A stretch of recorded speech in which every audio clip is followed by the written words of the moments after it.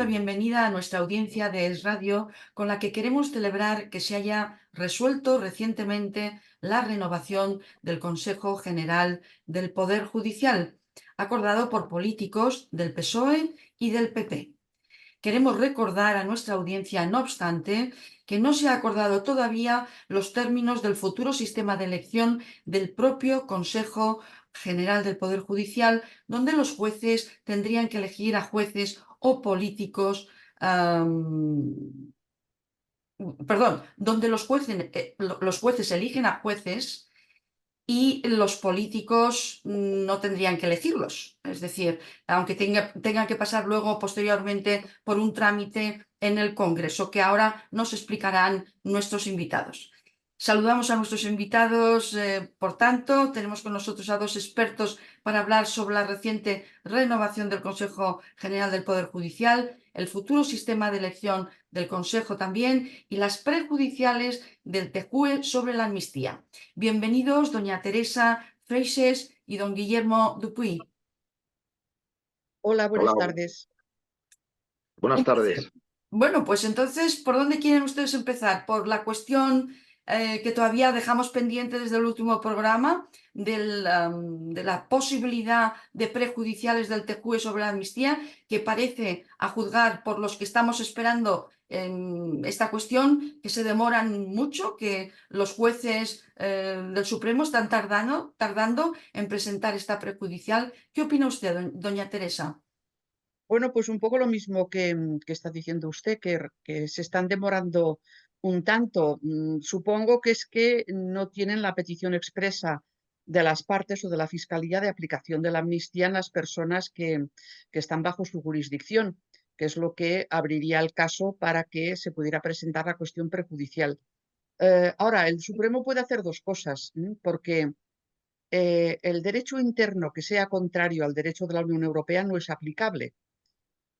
Y si se tiene dudas de si hay compatibilidad o no entre los dos sistemas, el europeo y el interno, es cuando se plantea la cuestión prejudicial. Yo no sé si es que el Supremo está pensando que hay oposición directa entre el derecho interno y el derecho de la Unión y va a decidir no aplicar el derecho interno por incompatible con el derecho de la UE, o si pues está esperando a ver si le plantean los casos y entonces eleva la cuestión prejudicial al Tribunal de Justicia de la Unión Europea. Claro, todo esto pues está tardando un poco y mientras tanto están apareciendo decisiones de concesión de amnistía en otros juzgados, en Cataluña, por ejemplo.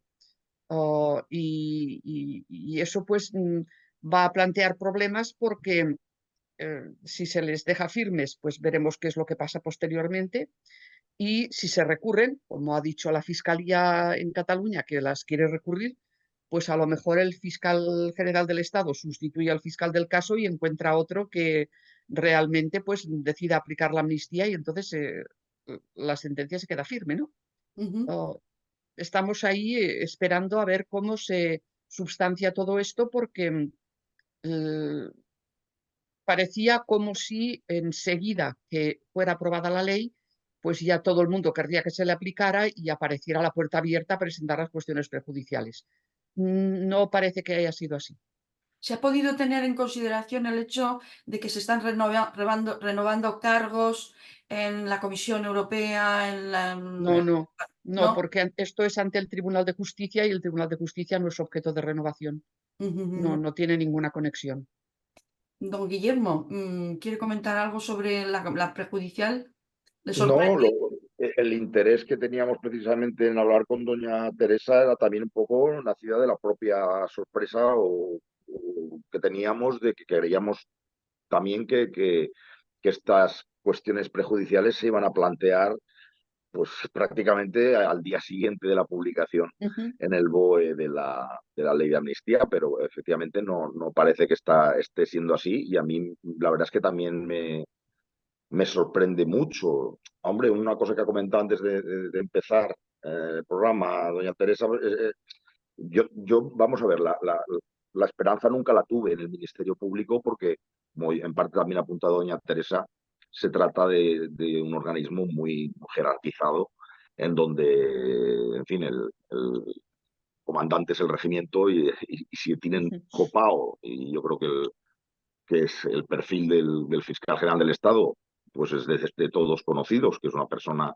muy, muy fiel y muy leal al Ejecutivo. Entonces, yo por parte del Ministerio Público nunca me planteé, la verdad, yo tampoco soy ningún experto en derecho, pero vamos, no pasaba por mi cabeza el que fuera el Ministerio Fiscal, la Fiscalía la que presentara la cuestión prejudicial. No, no puede la Fiscalía, no puede. La Bueno, por eso Fiscalía no, digo, eso lo entonces, tiene que presentar el juez. entiendo, yo no entendía que era el propio juez, entonces Sí, quiero sí, decir sí, la que la, Fiscalía que no. La entonces, Fiscalía lo que ha dicho algún fiscal de aquí de Cataluña es que en estas amnistías que se han decidido por parte del TSJ, del Tribunal Superior de Justicia, las quería recurrir, pero recurrir ante el Supremo, claro, claro, vale. recurrir Bueno, ante pues el Supremo. bueno, en cualquier caso, es que como también está en las propias manos del Supremo, no es por una iniciativa Claro, de elevación de un tribunal inferior al Supremo, no. El Supremo ya tiene causas para eso poder es. actuar directamente, entonces Sí, pues bueno, a lo mejor bueno, estamos un poco nosotros un poco apresurados y con ganas de que esto se ponga en marcha y a lo mejor por dentro de unos días se produce, pero a mí me llama la atención que quizá el único que se había planteado, y que también ha sido para mí personalmente un dato también muy, muy sorprendente, es el Tribunal de Cuentas. Porque evidentemente el Tribunal de Cuentas, sobre todo con el tema de esta amnistía que cubre las cuestiones de malversación, económicas, sí. económicas, tendría que ser efectivamente el primer interesado en plantear una cuestión prejudicial ante el Tribunal Europeo, pero también es un organismo pues que desde la última renovación se le ha No, pero acusado. el Tribunal de Cuentas sí que ha decidido que la va a presentar. Por eso digo que ¿Eh? es lo que más me ha sorprendido, porque el Tribunal de Cuentas ha sido el único que ha dicho que va a plantear una cuestión, cuando tampoco me imaginaba yo que el Tribunal de Cuentas fuera a hacerlo, porque también es un organismo muy dependiente del Ejecutivo. Y No. Cuando actúa en sede jurisdiccional, no. Cuando bueno, está en causas de responsabilidad contable, ahí en ese caso lo que decida el tribunal es lo que decide el tribunal. ¿Mm? bueno, sí, Otra cosa son los informes anuales de cómo funcionan las cuentas del Estado. Ahí sí que, digamos, es como El más Tribunal de dócil. Cuentas no dijo ni pío, doña Teresa. Usted lo que pasa es que como buena jurista, piensa que todo el mundo tiene su condición. El Tribunal de Cuentas no planteó ni pío en la primer golpe de Estado con Artur Mas. Cuando se... En el primer referéndum, no, pero No, después sí. bueno, pues ya era evidente, Claro, ya era evidente que un Tribunal de Cuentas independiente, ya, pero aparte de que digamos, retiraron, como usted bien recordará, retiraron a última hora la acusación de malversación directamente a Artur Mas y a los suyos y actuó un poco. Pero bueno, bien está que el Tribunal de Cuentas actúe sí, claro. con probidad profesional y que Ujú. finalmente presente, a mí me sorprendería, y lo estoy No, no, diciendo pero a ahora, ver, que lo es el tienen en único organismo. estudio. También Sí, sí, también hemos de pensar una cosa, que es lo que yo me planteo durante todo este tiempo. Evidentemente, desconfiamos de muchos de los órganos políticos o de órganos nombrados por políticos, pero estos órganos están servidos por personas que tienen su profesión y que supongo que tienen también su prurito profesional y sí. que no quieren tampoco pasar, digamos, a la historia de su profesión como personas que no han actuado debidamente, ¿no? Bueno, Y ahí pues ya dependemos de cada uno, ¿no?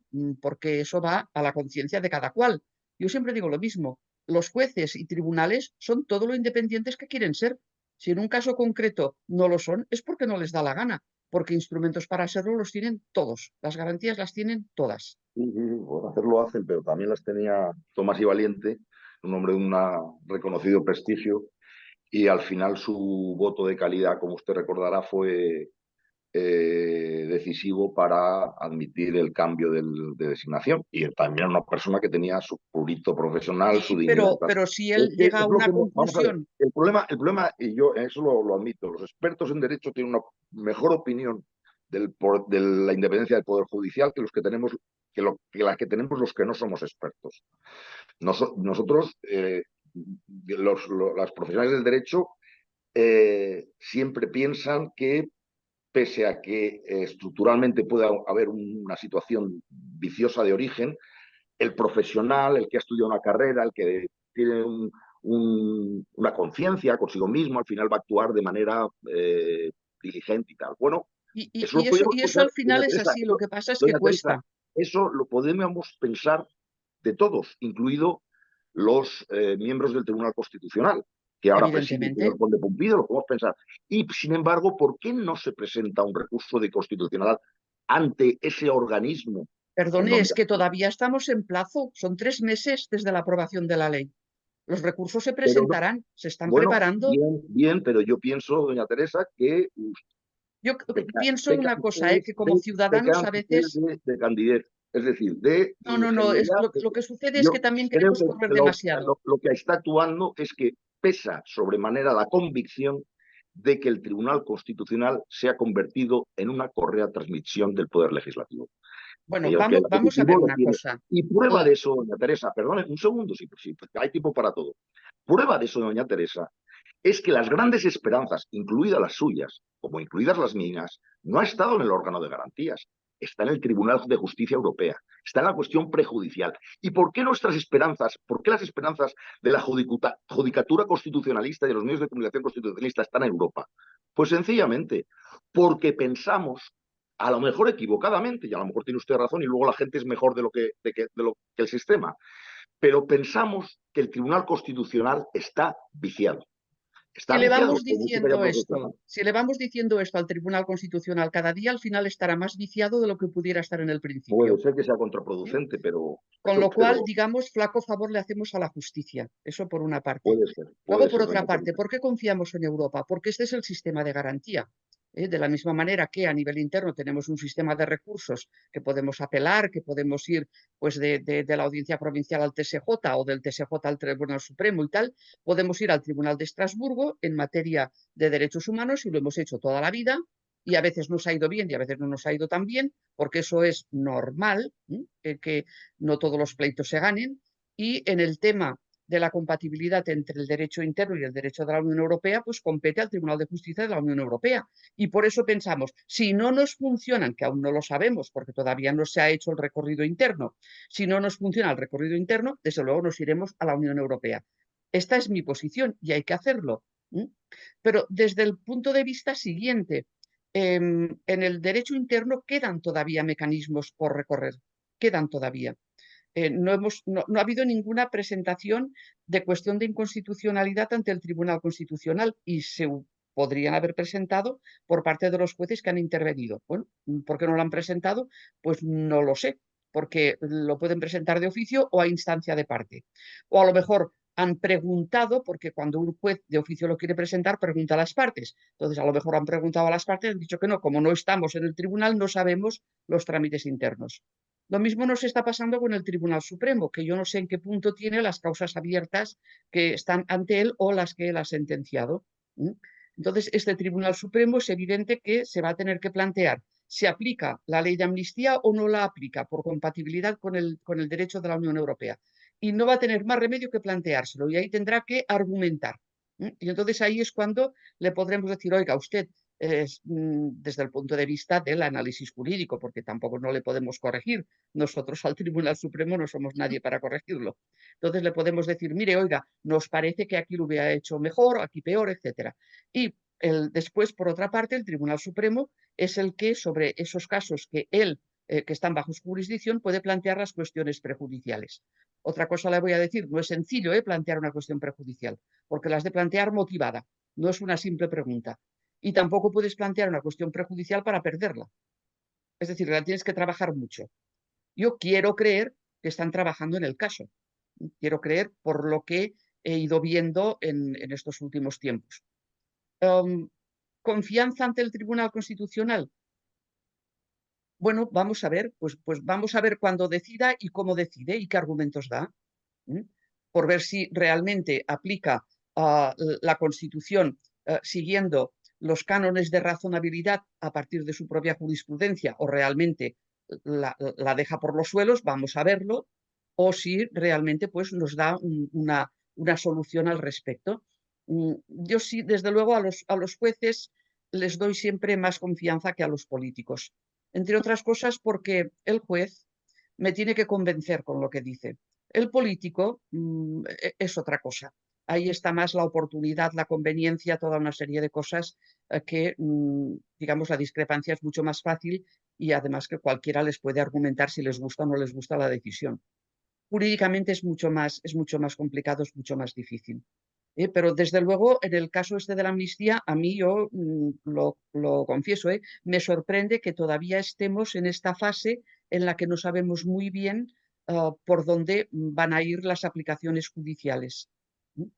Porque en Yo sí principio que en es cierto Cataluña ha habido como 30 amnistiados sí, sí, ya que llevan pueden muchos. ser recurridas estas decisiones, porque claro, pueden llegarle al Supremo, ¿no? Pero vamos a ver en qué queda finalmente la cosa. Siempre pensé que sería complicada la aplicación de esta ley, porque además ha montado un batiburrillo procesal impresionante, con modificaciones que no sirven para nada, como esta última que han colado dentro de un decreto ley que no tiene nada que ver con este tema, a través del cual quieren impedir la presentación de cuestiones prejudiciales. Eso es imposible, porque no es competencia de la ley española regularlo, pero claro, quien no lo sepa se lo puede creer. Y se puede creer que con esa cláusula, con la anulación de ese artículo de la Ley de Enjuiciamiento Civil, los jueces españoles no van a poder presentar la cuestión prejudicial. Eso es falso, totalmente falso. Y la explotación del relato, pues bueno, en fin, está dentro de esa política que tienen los políticos de intentar convencernos de la cuadratura del círculo.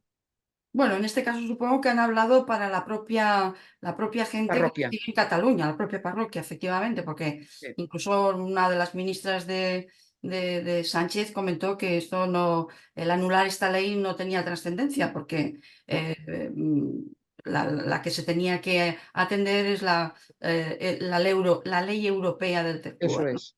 Ujú. Bueno, pues vamos a ir avanzando hacia el siguiente de los temas que también tiene enjundia. Y como todos sabemos, el Pacto para la Renovación del Consejo General del Poder Judicial de los dos grandes partidos ha despertado sorpresa y muchas suspicacias. El pacto incluye el compromiso de que los nuevos vocales del Consejo General del Poder Judicial emitan en 6 meses una propuesta que las Cortes deberán validar para despolitizar estos nombramientos y que dependan en mayor medida de la participación directa de la carrera judicial. Hoy por hoy los nombramientos no se puede decir que están despolitizados porque los han nombrado precisamente el Partido Popular y el PSOE, 10 cada uno, 10 vocales cada uno. Aún así, ¿hemos de ser optimistas o pesimistas sobre el acuerdo? ¿Qué opinan ustedes? Empezamos por doña Teresa, si les parece. Bueno, a mí el pacto me ha parecido razonable desde el siguiente punto de vista. Llevamos ya varios años que en el informe sobre el Estado de Derecho que emite la Comisión Europea, el del año 2023 va a salir ahora en julio, pero en los anteriores ya salía como uno de los puntos conflictivos que teníamos al respecto, era la falta de renovación del Consejo General del Poder Judicial. Pero ojo, la Comisión Europea no se quejaba solo de la no renovación, sino que se quejaba de que la ley española no estaba conforme con los estándares que desde los órganos europeos se promueven desde hace ya bastantes años. Cuando se cambió la ley en el año 85, esos estándares europeos no existían, y por lo tanto no teníamos un elemento de contraste ahí. Pero después, bueno, se crea el Greco, se crea la Comisión de Venecia, la Comisión Europea empieza con todo su trabajo de verificación del cumplimiento del Estado de Derecho, y entonces ahí lo que se recomienda es que en los países que tienen un Consejo de la Magistratura, el equivalente a nuestro Consejo del Poder Judicial, la mayoría de los vocales sean elegidos por y entre los jueces, y el resto que puedan ser elegidos desde órganos políticos. Eso sí tienen ese consejo, porque hay estados que no lo tienen y no pasa nada. Alemania, por ejemplo, no tiene Consejo del Poder Judicial. Es el Ministerio de Justicia el que organiza pues, todo lo que aquí en España es competencia del Consejo del Poder Judicial. Bueno, pues ahí hemos topado siempre con la oposición del Partido Socialista a cambiar el modo de elección. Ha sido sistemática esa oposición. y la Comisión Europea venía reclamando que las dos cosas se hicieran en paralelo. Claro, exactamente en paralelo es imposible, porque el cambio del modo de designación de los 12 vocales jueces se tiene que hacer por ley orgánica, ya que la atribución que tienen ahora el Congreso y el Senado para hacerlo está en una ley orgánica. Entonces, la ley orgánica solo se puede cambiar por otra ley orgánica. Otra cosa es que haya un pacto o un acuerdo que diga tenemos que cambiar esa ley. Y eso es el pacto o acuerdo al que se ha llegado. Se tiene que cambiar esa ley. ¿Cómo se va a cambiar esa ley? Pues se atribuye al nuevo Consejo General del Poder Judicial que prepare la propuesta. Entonces, esa propuesta evidentemente va a tener que pasar por el Congreso y el Senado para convertirse en ley orgánica. Es decir, que esto estaría en vigor cuando todo ese trámite ya se hubiera terminado. Estamos ante lo que yo denomino un consejo de transición. Es un consejo que tiene que dar luz al siguiente consejo ya conforme a los cánones europeos. Este lo han decidido los políticos. A ver, ahí ha habido dos cosas que pueden chocar un poco. Una que, y esta choca bastante, que siendo que la ley orgánica atribuye la competencia a Congreso y Senado, uno se pregunta, ¿y por qué? Pues son dos personas de dos partidos políticos que no son ni el presidente del Congreso ni el presidente del Senado los que están realizando esto. Bueno, pues parece ser que esa era la tónica habitual antes, pero que no nos llamaba tanto la atención. Entonces han continuado con el mismo criterio. Y lo que han hecho ha sido que de entre las listas que se elaboran dentro de los propios jueces a partir de asociaciones judiciales y de los jueces no asociados, pues han llegado a un acuerdo de repartirse por mitad al Consejo General del Poder Judicial. Esto, por una parte, pues choca un poco porque ha habido poca intervención parlamentaria, siendo competente el Parlamento para ello. Pero el Parlamento ahora tiene que examinar a estos vocales y los tiene que votar. Bueno, Es decir, que el Parlamento podría variarlos, ¿eh? Si llega la proposición del Consejo General del Poder No, Judicial es del que Parlamento. esto ya es fijo, ya, digamos, esto los partidos ya lo han pasado al presidente del Congreso y del Senado y estos pues van a tener que montar sus sesiones para hacer las entrevistas que hacen a los candidatos y finalmente la votación. Y esa votación tiene que ser por 3/5, ¿eh? Es Hablamos de decir, la que renovación, hablamos de la renovación, No, eso yo es. me refiero al pacto Sí, para que pero es que primero hay que renovar. Sí, primero Si hay no que se renovar, renueva, no empieza lo otro. efectivamente, pero bueno, don Guillermo, que le estoy pisando la intervención. Luego, si Sí. quieren, ya hablamos Luego hablamos de lo de otro. la importancia del pacto que tendrán Sí. que hacerse para que jueces elijan a jueces. Adelante, don Guillermo. Sí, vamos a ver, a mí me sorprendió que ha sido un acuerdo menos malo de lo que cabía, Sí. lo que algunos podíamos temer, ¿no? Es decir, yo creo que no hay que incurrir en maximalismos cuando hay cierta postura que dicen que esto ha sido una rendición, pues claro, había mucho miedo, efectivamente. Lo último que les queda, es decir, ahora mismo el único baluarte de lo que queda de España como Estado de Derecho, pues es un poco el Tribunal Supremo, el Consejo General del Poder Judicial. Entonces había mucho miedo al simple acuerdo, cuando el acuerdo era inevitable. Es decir, como yo decía, no, es que no hay que acordar nada con Pedro Sánchez. Digo, eso es absurdo. Es decir, hay Absurdo. que Sí, acordar sí. sí o sí. Pues podemos ver que es evaluar ¿Qué ese acuerdo? ¿Qué acuerdo. acuerdo concreto? Claro.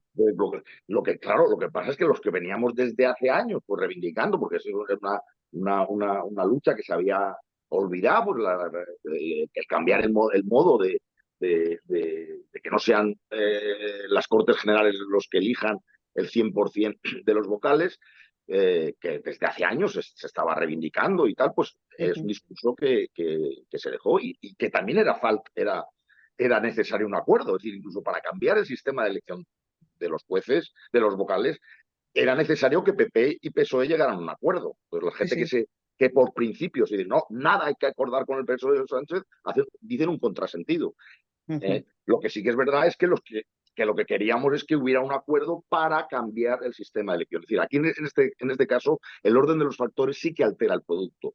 No es lo mismo, porque no se puede hacer a la vez, como apunta muy bien doña Teresa, no se puede renovar y cambiar el modo de elección al mismo tiempo. O renovas primero y cambias el sistema de elección después, o cambias primero el sistema de elección, que es lo que hubiéramos querido algunos, y luego ya los propios jueces vocales lo hacen. Pero dentro de lo malo que ha sido el que se renueva de manera de designación política, es decir, mediante un acuerdo de los dos principales partidos, yo no tengo un conocimiento, pero de las personas que se han nombrado, pero leyendo sobre algunos sí que conocía, pero vamos, leyendo sobre la mayoría los desconocía, pero leyendo sus trayectorias parece gente, pues aquí volvemos a lo que apuntaba antes doña Teresa del factor personal, es decir, parece que son juristas que con independencia de, oye, hay gente que tiene a lo mejor una visión pues un poco más conservadora, otros más progresistas y tal, pero bueno, son juristas, es decir, tienen un respeto a lo que dice la ley. Entonces, ese perfil de sensatez, de probidad, me ha parecido verlos incluso en los propios candidatos de PSOE, o sea, tanto del PP como del PSOE. Sí, concuerdo. Entonces, dentro de lo que cabe de este sistema, en que, como diría Luis Gallardón, dentro del obsceno espectáculo de ver a los jueces, a los políticos, elegir a los jueces que luego puedan juzgar a esos políticos, ha sido pues un acuerdo muy centrado, muy moderado, y luego con ciertas mejoras de independencia, como que no puedan políticos, por ejemplo, el espectáculo que hemos tenido de tener a un exministro y tal, pues todo eso ha habido un avance. Evidentemente, el cambio para seguir la directiva, que es yo, para mi modo de ver, en la historia del relato político, el Partido Popular se ha estado tocando las narices, es decir, ha estado durante años, el Partido Popular tenía que haber sido el denunciante de la situación de interinidad, escandalosa situación de interinidad del órgano de gobierno de los jueces. Sin embargo, esa batalla de denuncia, es decir, estamos prorrogando, llevan tantos miles de días de situación de interinidad, ha permitido que esa denuncia la hiciera el PSOE, cuando en realidad los dos eran responsables de no renovar. ¿Vale? Sí. Y sin embargo, el relato, el Partido Socialista lo ha hecho mucho mejor. Ha sido el que ha estado constantemente denunciando la situación de interinidad, cuando el señor Casado y luego el señor Feijóo podían haber salido todos los días diciendo en cualquier intervención, recordar los días de interinidad que llevaban por el empecinamiento del Partido Socialista de no cambiar el sistema de elección. Es decir, pasar él a acusar al Partido Socialista de la situación de interinidad por culpa del empecinamiento del Partido Socialista de que todos los vocales sean designados por las Cortes Generales. Entonces, pero bueno, ese relato se perdió y dentro de lo que cabe ya, pues lo que cabe ya es un mal acuerdo. Yo creo que es dentro de los posibles, yo creo que el mejor, tanto por el perfil que hemos podido ver. A doña Teresa, a lo mejor, como tiene experiencia profesional, conoce más el perfil, pero me parece gente bastante sensata, bastante moderna, y luego mejoras internas. Y ahora esperar, cruzar los dedos, a ver si es verdad que se cumple, porque ahí también hay, en mi modo de ver, no sé lo que opinará ahora doña Teresa, pero a mí me parece que eso de pedir un estudio, en fin, yo insisto, no soy experto de derecho, pero no creo que haya que ser experto en derecho o hacer estudios muy sesudos de derecho comparado para ver cómo funciona el tema. Bueno, eso es fácil de hacer. Es fácil de hacer y sobre todo, como usted bien apuntaba, es que ya desde Bruselas nos han dicho al menos que la mitad del órgano de gobierno sean elegidos por sus pares. Esa es otra cosa que el PP no ha estado agitando ante la opinión pública durante estos años, que podía haberlo sacado día sí y día también. Señores del Partido Socialista. Sí, pero esto es un problema de comunicación que a veces... Problema de comunicación, exactamente. Porque a veces pasa que un partido político no acaba de encontrar el mecanismo para, ahora que estamos en la época del relato, ¿no? Sí, para poder construir su relato con eficacia, ¿no? Y ahí sí que pues, está claro que ha sido mucho más hábil el Partido Socialista, aunque por otra parte, como ha sido un relato que en distintos puntos está sobre bases falsas, pues se le está completamente volviendo en contra, ¿eh? Con lo cual, bueno, pues mire, se han equivocado o no tenían que haber ido por ahí, tenían que haber facilitado las cosas más desde un principio. La otra cosa que a algunas personas les choca es la intervención de la Comisión Europea al respecto. Y es que no se dan cuenta de lo que significa estar en Europa. La Comisión Europea interviene cada día en 1000 asuntos.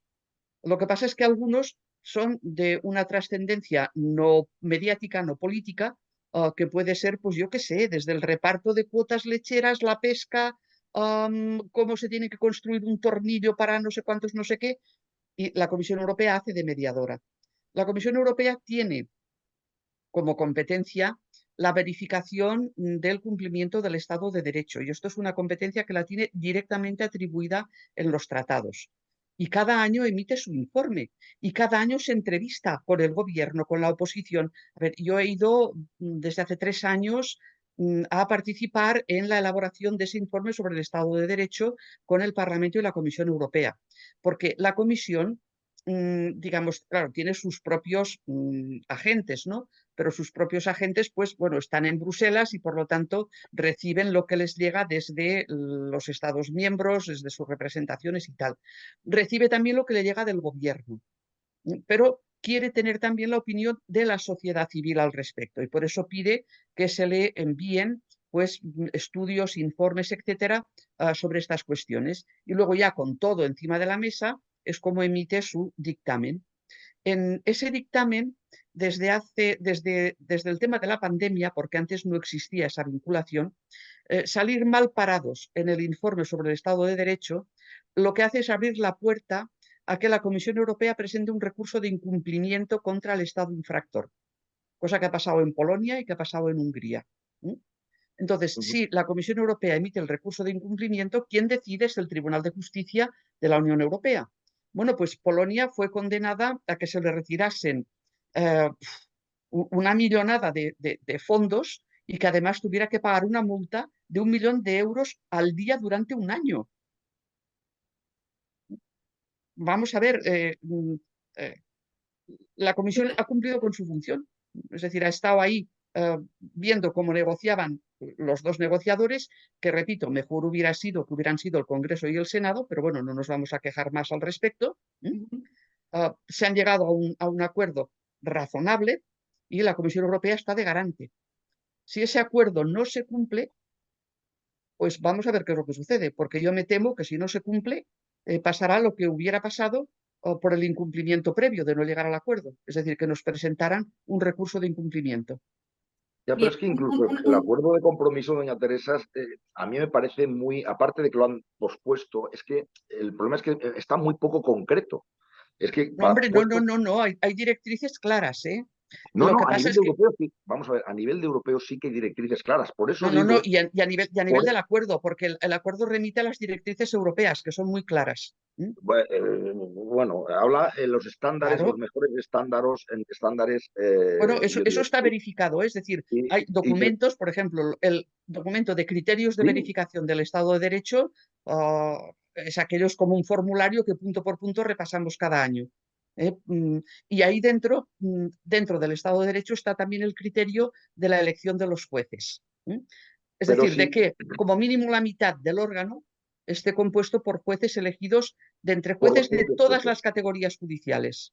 Por Por eso lo digo tanto, que, por eso digo que si el objetivo era alargar a los mejores estándares europeos, no hace falta hacer a vista de 6 meses, como usted sabe en el tema del acuerdo, para hacer un estudio de derecho comparado en cada mire, uno de yo los los países. plazos, oiga, Perdone, a pero, veces, doña Teresa, déjeme no, pero es que el estudio sobre el déjeme Estado que de Derecho termine, nos cuesta un año, a déjeme que la que termine. cerramos uno abrimos el Precisamente otro. porque las 6 directivas meses es europeas, nada. como usted bien apuntaba, están muy claras, es lo que me sorprende, porque como usted bien ha dicho, la directiva europea es no clara, cristalina, al Sí, menos, y sí, le cito sí, sí, sí, sí, textualmente, que al menos la mitad de sus sí, miembros sí, sean elegidos por sus pares. ¿Qué quiere sí, decir esto? Que los propios jueces y magistrados de todas sí, las carreras sí, judiciales sí, sí, elijan al menos sí. la mitad. Fíjese Pero si hay ¿por qué una directiva procedimiento? clara. Porque eso no está Luego, explicado en ningún sitio. además, luego, perdóneme, hay otra directiva muy clara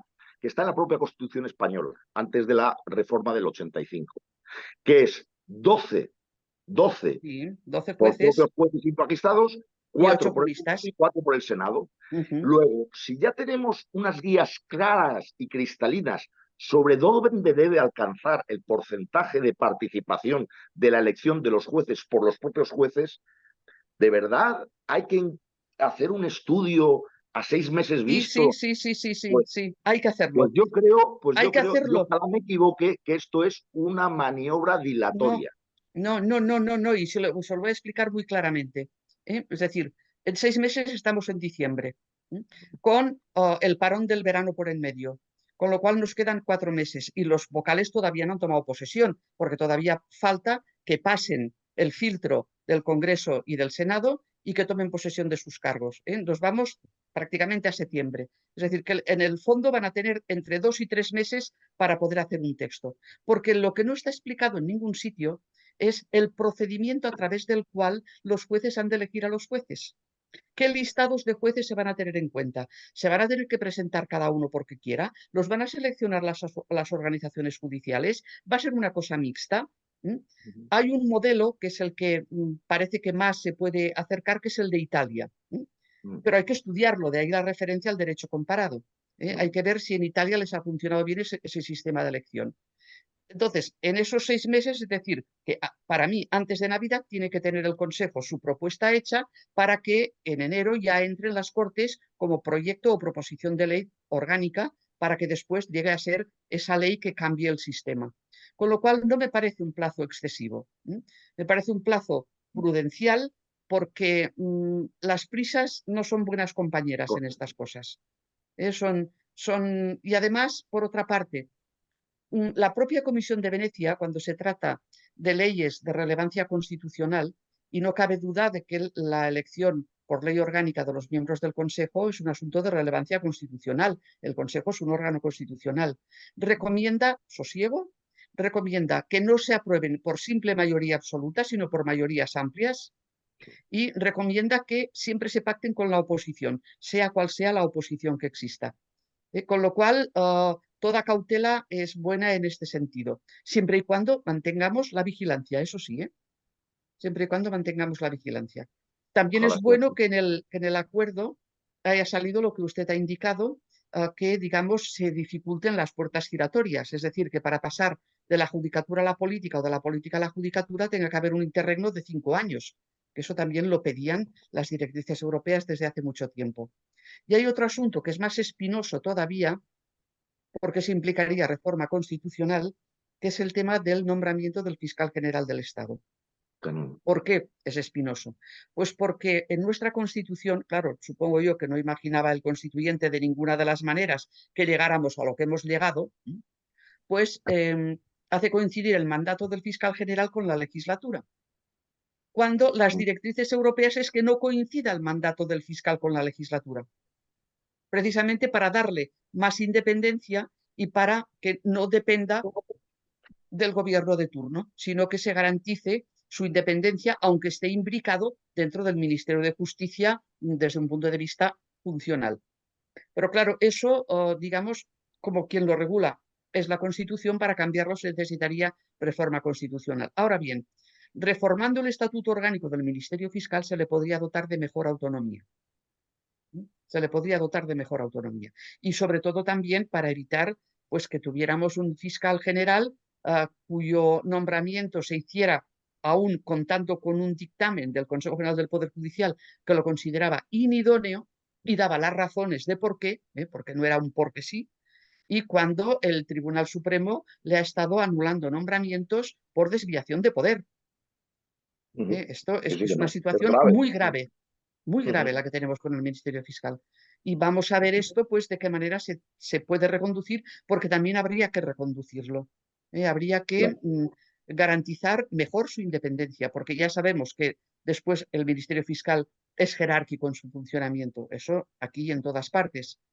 Pero en Italia, por ejemplo, o en Alemania o en Francia, la independencia funcional de la Fiscalía es mucho mayor de la que estamos viendo que tiene aquí el fiscal general en España. Claro, la famosa frase de don Pedro, ¿de quién depende la fiscalía? Que pues eso. ¿De Así quién va a que, pues yo depender? tampoco. si hay un acuerdo por la independencia de la justicia y van en serio, a mí no me parecería nada mal, todo lo contrario, que se plasmara incluso en una reforma constitucional, porque efectivamente Evidentemente. el Tampoco pues estaría sería estupendo. una reforma constitucional por el procedimiento superrígido, sino por el Claro, procedimiento, digamos, sí, habitual. Las tres sí, reformas que hemos hecho han sido por eso, el procedimiento ordinario de eso, reforma ordinario. constitucional. Muy bien. Hay Muy una bien. cuestión que les quería plantear porque hemos tocado muchos temas, todos interesantísimos. Em, luego queda la cuestión del Consejo General del Poder Judicial, cuyos nombramientos se han establecido para un periodo de 5 años. Claro, Y las decisiones las van a tener que tomar por mayoría de de tres reforzar tres quintos. quintos, lo que supone que tiene que haber 13 votos sobre 21 para que Ujú, algo de lo que ellos planteen, cualquier nombramiento, cualquier sí. decisión, cualquier informe, cualquiera de sus competencias que se sometan a debate y a aprobación, se tendrán que aprobar por lo menos por 13 votos de los vocales sobre 21. ¿Qué garantías tenemos de que no vaya a haber bloqueos? Porque si 10 han sido nombrados por el Partido Popular y 10 por el PSOE, suponemos, como han estado ustedes comentando, que todos los vocales tienen su corazoncito y en algún momento le deben algún tipo de cortesía, no digo sumisión, pero cortesía a quien los ha nombrado, pues pasar de los Bueno, 10 y 10 a los 7 y 13 o 8 y 13 va a ser un poco complicado. ¿No prevé usted que va a ser un Consejo General del Poder Judicial poco práctico o poco a ver, eficaz? volvemos otra vez al tema de la independencia. Son jueces o juristas, digamos, con gran experiencia profesional. Ah, no creo que les guste pasar a la historia precisamente por eso, como no le gustaba en absoluto al Consejo que va a cesar ahora, que se les estuviera todo el tiempo criticando en el candelero y les dijeran que tenía el mandato caducado, cuando no era caducidad, sino que No. era continuar en funciones. Es decir, que eh, con lo cual, yo confío en su profesionalidad y en que esas mayorías reforzadas lo que van a hacer es que los nombramientos que tienen que hacer, que son muchos, y este era un problema también enorme, el atasco que se ha producido en la justicia por una reforma espuria realizada por el gobierno actual, que plantea en una proposición de ley, lo plantea en una proposición de ley, que se le quiten las competencias de nombramientos al Consejo, cuando esto también está prohibido en los indicadores europeos. Sí, Este sí, es otro de los temas graves que teníamos ahí. El quitarles competencias a los jueces, bueno, esto es el método Orbán. total. Claro, Sí. es el método a través del cual estos países que han tenido problemas para garantizar la independencia de la justicia, pues se han visto señalados y sancionados. Entonces, bueno, pues ahora que ya van a tener devueltas las funciones, porque ya no será un consejo en funciones, sino que será un consejo formalmente ya constituido, um, entiendo que es una garantía que no se puedan imponer por mayorías muy pequeñas este tipo de nombramientos. Yo confío en que, pues bueno, buscarán los juristas de entre los candidatos que tienen, porque hay ya unos pliegos de candidatos que vienen retrasados de años y años en estos nombramientos, pues que encontrarán las personas que realmente puedan realizar un buen servicio a la judicatura dentro de cada una de las categorías profesionales. Muy bien, Pero eso es pues muy importante que se desbloquee esta sí, cuestión, sí, porque al sí, final el que ha padecido esto ha sido la ciudadanía, vamos, sí, con los sí. retrasos que esto ha producido. Ujú, ujú. Es un tema que no es únicamente de un conflicto político, no, no, no, es que es un tema de tutela judicial efectiva del ciudadano y por lo tanto de necesaria solución. Muy bien, pues aunque parezca mentira, nos hemos comido 45 minutos largos. Nos queda un minuto para cada uno por si quieren cerrar o añadir alguna cosa que les parezca importante y no la hayamos recogido. Don Guillermo, su último minuto. Nada, es confiar en que las cosas vayan a mejor, que Europa, que este acuerdo del Consejo General del Poder Judicial, yo creo que hubiera sido impensable sin la tutela de Hugo Elba o como se llamara, y de Reinders, que tampoco, que ese pues se Reinders da primero, sí, sí, Reinders, y que la también comisaria debemos decir Joujova que, después. y gracias sobre todo a la interés en personas como Teresa Freixes de tener bien informado, porque aunque ella no lo haya dicho, ella tenía una actuación muy decisiva a la hora de informar a Europa de lo que nos estábamos jugando. Y eso es una labor que todos los españoles tenemos que agradecer a personas como Teresa Freixes para que en Europa tuvieran conocimiento de causa de lo que nos estábamos jugando. Esperemos que la cosa vaya bien y que la reforma que está proyectada pues llegue a buen puerto para dotar de mayor independencia al Poder Judicial. Y bueno, solamente añadir que continuaremos estando vigilantes. Muy bien, Continuaremos estando vigilantes porque que es normal, es decir, en todos los estados democráticos la sociedad civil es también responsable de lo que suceda en la democracia de su país y por lo tanto, pues nosotros como personas y organizaciones muy transversales de todo tipo que existimos aquí en España, pues continuaremos con nuestra labor de estar vigilantes, de ir viendo cómo va evolucionando la situación, ir trasladando informaciones a Europa y trasladando informaciones de Europa aquí al interior, porque eso es un poco nuestra función ciudadana. Y muchas gracias por darnos voz en este tema. Gracias a usted siempre, doña Teresa Freixes. Agradecidos por su labor y su dedicación y esfuerzo divulgativo y por la habilidad que tiene para trasladarnos con cuestiones tan complejas como las que estamos o hemos debatido hoy en un lenguaje que el ciudadano de a pie pueda o podamos entender. Así que le reitero las gracias también a don Guillermo Dupuy por sus valiosas opiniones y a nuestros oyentes por acompañarnos hoy. Hasta el próximo programa, si Dios quiere. buenas noches. Hola, buenas Buenos noches. días.